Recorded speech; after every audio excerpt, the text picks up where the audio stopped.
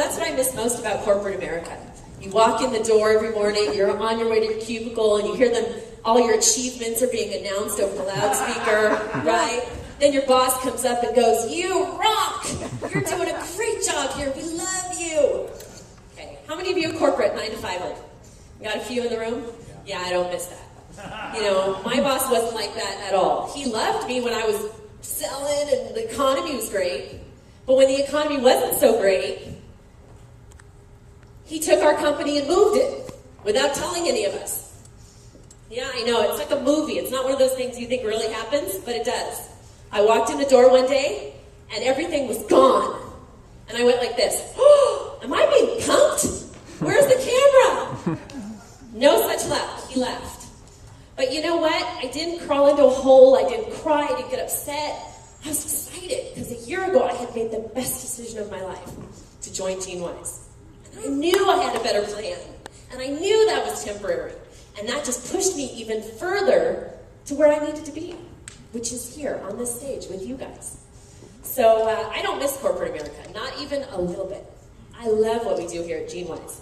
And my job today is to help your belief in this company be so high that when bad things happen and when life gives you lemons, it doesn't matter because you know what you have here is so real and so good. Okay? So if you leave with anything from this weekend, it's that you're in the right place at the right time, and that's GeneWise. All right, so let's talk about that a little bit. In real estate, what's the most important thing? Location, location, location, right? We in California, we know that. Our rent is 10 times higher than it should be. Yeah? Well, in multi-level marketing, it's all about timing. You agree? It's about timing. Okay? Would any of you join a multi-level marketing company right now that sold pagers? No, a little bit late, right? Did any of you make $1 million by investing in Starbucks? No. Yeah, me neither. I didn't know. I thought coffee around the corner. I could just make it in my kitchen, right? I don't even drink coffee. That's not a good idea. How about bottled water? Water is free. Why do you need to buy it in a bottle? I don't get it. But I never go anywhere now without my water bottle. Go figure, right? What about GPS? Anybody make $1 million and now they're in every car? Wish we had known about that 10 years earlier. Well, what we have is exciting because we're following an incredible trend. And I'll say pretty truthfully that as a collective group, we don't recognize a good investment 10 years in advance. Would you agree to that? Yeah. We all just agreed, right? We didn't do any of these amazing products. All right. Well, here's a man who does know how to follow the trend, how to predict the future. He's a financial forecaster, a world-renowned economist. His name is Paul Zane Pilzer. He's written 8 best-selling novels, or books. He's an economic advisor for 2 presidential administrations, and he's a financial forecaster of large-scale trends. He's a multi-million-dollar software entrepreneur, and at 27, he was the youngest vice president of Citibank ever. And he quit because he didn't want to work for someone else. He didn't want to work for a boss. He wanted to work for himself. Okay? What an entrepreneur. What a great guy to listen to. Would you agree this guy might know a thing or two? So let's see what he has to say about the next 10 years. In 2005, he said the greatest growth in our economy will be new and emerging industries. And he pinpointed 4, okay, chief among those. The first is the wellness industry, okay? I don't need to talk to you a lot about that because that's what our scientists are for, okay? The second is home-based business. The third, utilizing the principles of franchising. And the fourth is intellectual distribution. And I'll explain all of those just a little bit, one by one. So the wellness industry, okay? Paul Zane Pilzer was the first gentleman to define wellness as an actual industry. What is it? Well, it's the opposite of sickness industry, right?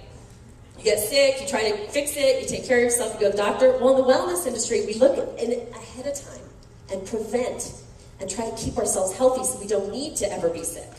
Okay? 1.5 million in the US is spent on the sickness industry as opposed to 70 billion spent on vitamins and supplements in the United States. Pretty incredible.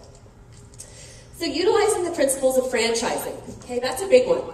A franchise is the right granted to an individual or group to market a company or good or service in a certain area with a proven standardized approach. And there's a reason I underlined that. Okay? A proven standardized approach, a system. You know, when McDonald's first started, their name was not McDonald's Corporation, it was called McDonald's Systems, Inc. Because Ray Kroc didn't buy a hamburger stand, he bought the system and then duplicated it over and over and over. Let me ask you this. One of the largest corporations in the world, would you agree, McDonald's? Everybody knows it, even at this tall, right? Everybody knows McDonald's. You would think a corporation this successful, the people working for them would be master's degrees, CEOs, principals of other company, right? Really well-educated people running the largest corporation. The majority of people that work at McDonald's make minimum wage. Most of them don't have an education, right? But yet they're running the largest corporation. Why is that? Because systems run businesses, but people run the system. You don't need to have all those skills that we used to have. In fact, in the ride over on the airplane, I found this great article in Success Magazine. I just have to read it because it was so powerful. It says, the corporate structure and system has begun to crumble. The global marketplace has been flattened. Innovative, fast-moving, and nimble competition has risen from nearly all corners of the planet. Technology has wired us all directly together. All this deconstruction and loss of control by a few spells freedom and opportunity for the rest of us. But you have to adapt. The traditional yellow brick road to success and financial security has been deconstructed as well. The path to the high-paying job you needed in the past was the highest academic degree you could obtain, with some specific technological skills. Today, if those jobs still exist, certainly the rules have changed. And the skills needed for the 21st century are called soft skills. Emotional intelligence, adaptability, resiliency, networking, interpersonal and relationship development skills, self-motivation, accountability and productivity, personal branding, social marketing, and persuasive communication, along with leadership, recruiting, and people-building skills. Wow. Now, does that sound like Gene Wise or what? Yeah. Okay.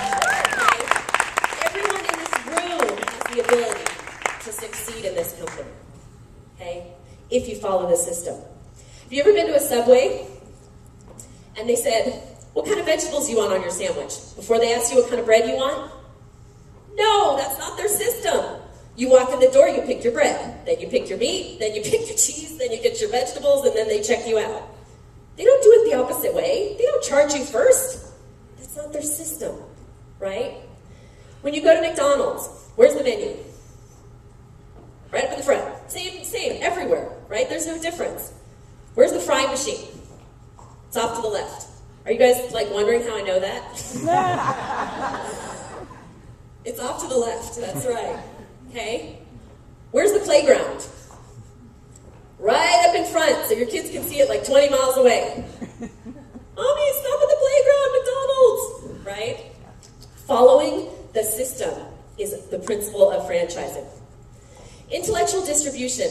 I love this one because it talks about defining, participating in teaching people. Intellectual distribution is teaching people, okay, about a new product or service. This is my favorite part. They either didn't know existed or didn't know was affordable, okay?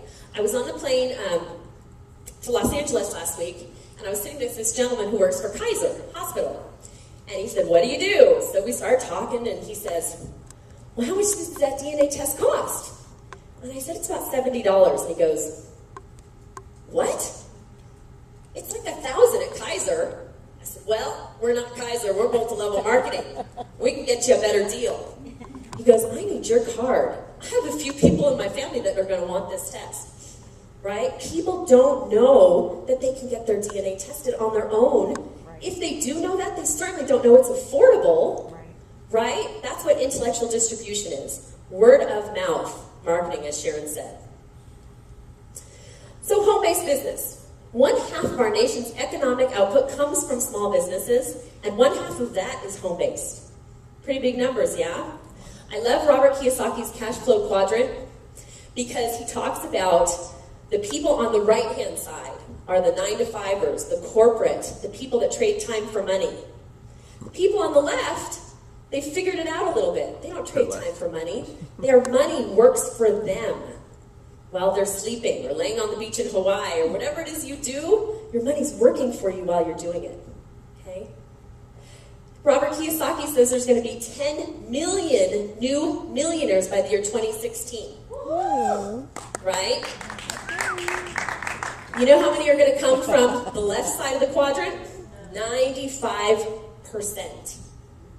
So are you going to be in the 5% on that side, making the million?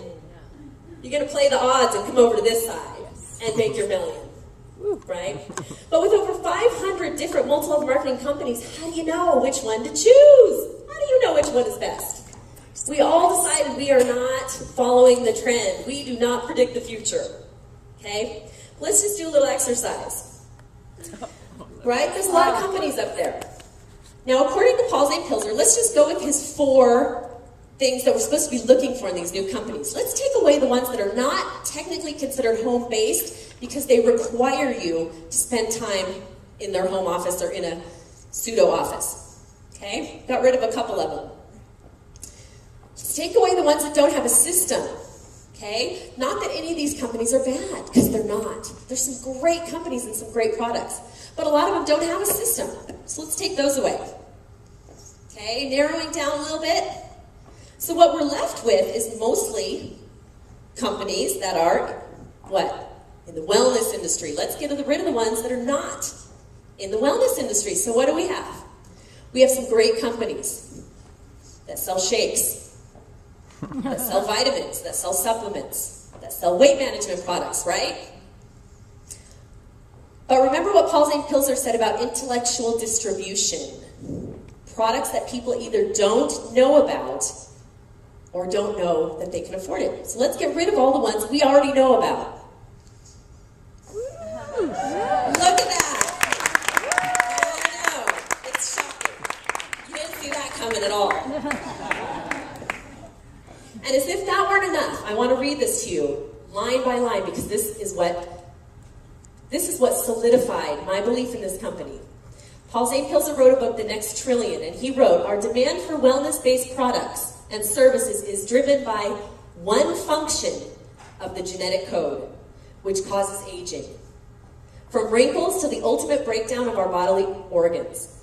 Over the long term, the understanding and manipulation of the genetic code holds the greatest promise for the wellness industry. Okay? Wow. If that doesn't give you chills, I didn't read it right.